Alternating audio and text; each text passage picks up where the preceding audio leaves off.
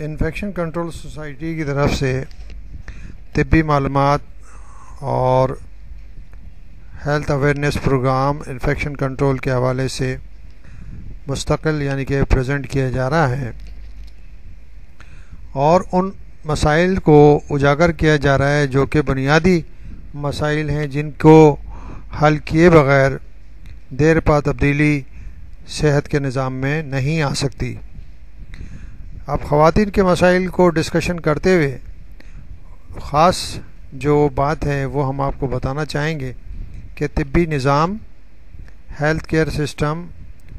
عورتوں اور خواتین کی ضروریات کو پورا نہیں کرتا۔ کیوں پورا نہیں کرتا؟ اس کی وجوہات خاص ہیں۔ خاندان اور برادری میں غربت اور امتیازی سلوک نہ صرف یہ کہ عورتوں کے لیے صحت کے زیادہ مسائل کا باعث بنتا ہے بلکہ یہ ایک ایسا طبی نظام تشکیل دیتا ہے جو عورتوں کی ضرورت کے مطابق سہولتیں فراہم کرنے کی کم اہلیت رکھتا ہے۔ حکومت کی پالیسیاں اور عالمی اقتصادی صورتحال اس مسئلے کو مزید سنگین بنا سکتی ہے۔ غریب ملکوں میں بہت سے افراد کو کسی بھی قسم کی طبی سہولتیں حاصل نہیں ہوتی اور عورتوں کے خلاف امتیازی برتاؤ کی وجہ سے ان ملکوں میں جو کچھ تھوڑی بہت آمدنی ہوتی ہے وہ بھی شاید عورتوں کی طبی ضرورتوں کو پورا کرنے میں استعمال نہیں کی جاتی۔ چنانچہ اگر کوئی عورت طبی سہولتوں کے بدلے رقم کی ادائیگی کے قابل ہوتی بھی ہے تب بھی شاید اسے علاج معالجے کی اچھی سہولت مل سکے۔ زچگی کے عمل سے متعلق کچھ سہولتیں ممکن ہیں فراہم کر دی جائیں لیکن اپنی تمام طبی ضرورتوں کی تکمیل کے لیے غالباً اسے یا تو سفر کر کے ملک کے کیپٹل یا دارالحکومت جانا ہوگا یا کسی بڑے شہر جانا ہوگا یا پھر ملک ہی چھوڑ کر کہیں اور جانا پڑے گا۔ کئی ملکوں میں عورتوں کی دیکھ بھال کی مہارت کو خصوصی تصور کیا جاتا ہے اور یہ دیکھ بھال صرف اور صرف ڈاکٹر کرتے ہیں، حالانکہ ان میں سے کئی سہولتیں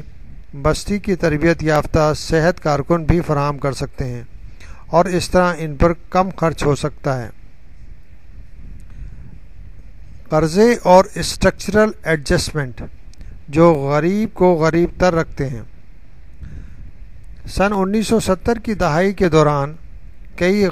غریب ملکوں کو دولت مند ملکوں کے بینکوں سے رقم قرض لینے پہ مجبور کیا گیا۔ کچھ غریب ملکوں نے اس رقم کو اپنے عوام کے معیار زندگی بلند کرنے میں استعمال کرنے کی کوشش کی۔ چنانچہ وہاں کئی نئے اسکول، اسپتال، کلینکس اور دوسرے منصوبوں کا آغاز کیا گیا، لیکن جو ہی بینکوں نے اپنی رقم کی واپسی کا مطالبہ کیا، غریب ممالک اپنی اقتصادیات کو تبدیل یا اس میں رد و بدل کرنے پہ مجبور ہو گئے۔ عوام کی پیداواری دولت کا بڑا حصہ ان بینکوں کو ادا کرنے کے لیے ان پر ڈالا اور دباؤ ڈالا گیا۔ اس طرح غیر ملکی کمپنیوں کے لیے غریب ملکوں کے وسائل اور افرادی قوت کو استعمال کر کے دولت کمانا آسان ہو گیا۔ نتیجہ یہ نکلا کہ غریب ممالک اپنے ہاں ایسے منصوبوں پر کافی رقم نہ خرچ کر سکے جو غریبوں کے لیے مددگار ہوتے، مثلاً اسکول، صحت مرکز، اسپتال اور ایسے منصوبے جن کے ذریعے غریب عوام کو خوراک اور ایندھن سستی قیمت پر حاصل ہونے میں مدد ملتی۔ حکومتوں کے پاس ڈاکٹروں، نرسوں اور دوسرے صحت کارکنوں کو ادائیگی کرنے یا طبی ساز و سامان اور دوائیں فراہم کرنے کے لیے کافی رقم نہیں تھی۔ ان تمام تبدیلیوں کے باعث تمام غریب لوگوں کی صحت متاثر ہوتی ہے، لیکن غریب عورتوں اور بچوں کی صحت تو سب سے زیادہ متاثر ہوتی ہے۔ یہ ہم نے جو آپ کے سامنے گزارشات پیش کی یہ بہت ہی بیسک مسائل ہیں، ان سب کو حل کیے بغیر صحیح قسم کی طبی سہولتیں فراہم نہیں کی جا سکتی، اور یہی سب سے بڑا مسئلہ ہے کہ جو بھی ہیلتھ کیئر سسٹم کے اندر یا ہیلتھ کیئر محکمہ صحت کے اندر جو سسٹم موجود ہے اس کے وسائل زیادہ تر تنخواہوں کے دینے میں خرچ ہو جاتے ہیں،